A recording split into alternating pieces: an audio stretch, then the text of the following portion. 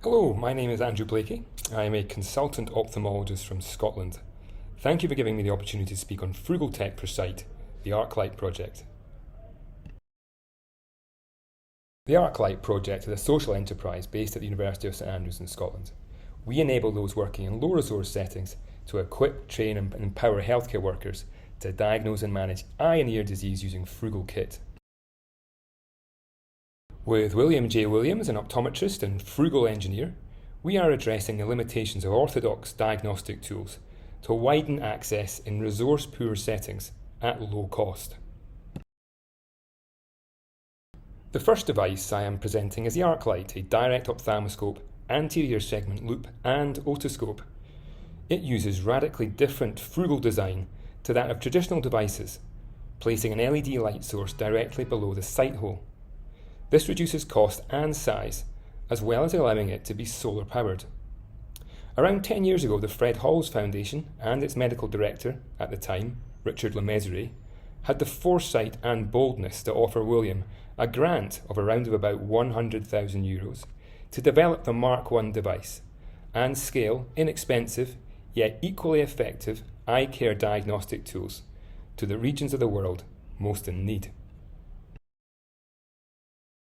This is analogous to the equally bold and ultimately incredibly successful move by the Fred Halls Foundation to establish intraocular lens production in Nepal in the 1990s.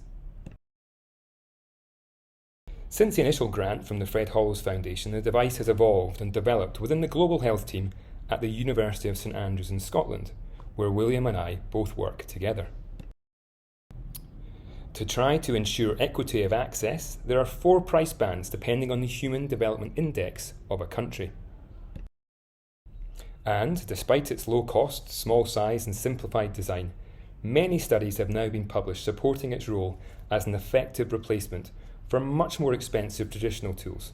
It is not a compromise. This evidence base has recently led the World Health Organization to recommend for the first time that eye screening should be part of the neonatal examination, even in resource-poor settings.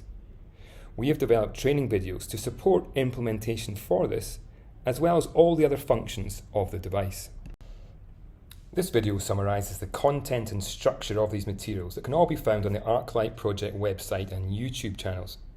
Firstly, an overview of the device and how to switch it on, charge it and what end does what, emphasising there are 2 ends, one an anterior segment loop, and the other a direct ophthalmoscope for examining the optic nerve and retina, as well as performing the fundal reflex test. The teaching videos illustrate exactly what is seen by a user, with normal anatomy and clinical signs annotated. These videos are collected by using the Arclight attached to the camera of a mobile phone, and this is also illustrated in the video. This allows capture of clinical signs for teaching and telemedicine purposes, both in children of the fundal red reflex, as well as in adults for the back of the eye, for looking at the optic disc for signs of glaucoma, or the rest of the retina for signs of diabetic retinopathy. Next, tips on the assessment of the appearance of eyes and observable visual function are described, including fixing and following faces, returning silent smiles, following lights, and engagement with pictures, as well as assessment of squint and the presence of nystagmus. Then the actual technique of performing the fundal reflex test in newborns as well as older children is shown, alluding to the different appearance amongst babies of different degrees of skin pigmentation. The more challenging assessment of newborns is illustrated, describing the different approach needed to that of older children, such as having to open one eye at a time rather than both, and the actual appearance of a neonate, which is different from that of older children. Then normal and abnormal reflex results are shown, including an explanation of the corneal reflection test for the presence of squint, as well as the appearance of cataract, retinoblastoma, corneal scar, squint and refractive error. Finally, and very importantly, we made a video that explains how to deliver a workshop using the range of materials we have developed, including handouts, posters, videos and simulation eyes to ensure effective implementation at the time of distribution. Training the trainers is an essential part of our work, and this video supports capacity development. Local trainers are encouraged to lead with supervision and explain how to use the device with all the tools. Participants then go on to examine each other as well as simulation eyes, which can mimic cataract and retinoblastoma, as well as signs of the posterior segment of the optic nerve and retina. Finally, clinical signs can be illustrated using the device attached to the camera of a mobile phone. And so that's the Arclight direct ophthalmoscope, a cost-effective means to empower healthcare workers of all grades to diagnose all of the major causes of blindness in the world. And that brings me to the second device that we hope to release this year. The development of this has been largely funded by the Overscroft Foundation and the support of John Sanford Smith, a retired ophthalmologist from the UK. The second main device we have developed is an inexpensive binocular indirect ophthalmoscope for retinopathy of prematurity, diabetic retinopathy, and other posterior segment disease diagnosis. The device is very compact and light with a simple elastic headband, and similar to the Arclight, is also solar powered using LEDs as a light source. The IAPD is fixed, but the wide optical entrance can accommodate a wide range of IPDs. There's only one control button which alters the brightness of the light. It's very comfortable and simple to use, and comes with a teaching mirror as well as green filter.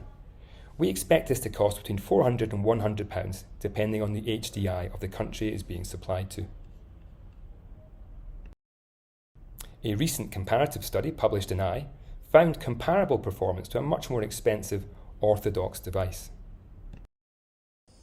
To effectively implement the indirect, we have established interactive workshops. When teaching ROP, the three major components of how to describe and identify threshold ROP are emphasised, with case-based discussions systematically going through each step needed to decide if a baby has threshold disease and needs treatment, or can be reviewed or discharged. Videos of real examinations are then showing, relating zones to the actual view seen using an indirect. We also use edited and annotated time-lapse videos to emphasise zones, as well as the development of plus disease, highlighting this is not a binary sign but a spectrum. Use of simulation eyes is essential to training and assessment. We have pioneered a unique goring technique that turns flat 2D retinal images into 3D hemispherical fundi at ultra low cost. Any images can be printed in the eye, such as non-clinical LIA symbols to EDTRS images for diabetes screening or artist-created realistic ROP signs.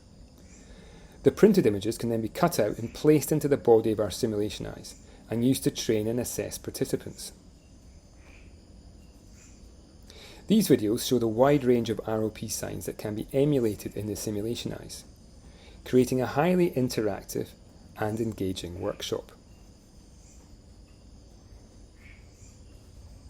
After gaining confidence with the simulation eyes, they can move on to examining each other, and through using our teaching mirror, participants and trainers can confirm what each other are seeing. Finally, after the workshop and with ongoing mentorship, expertise in examining adults as well as babies can be developed.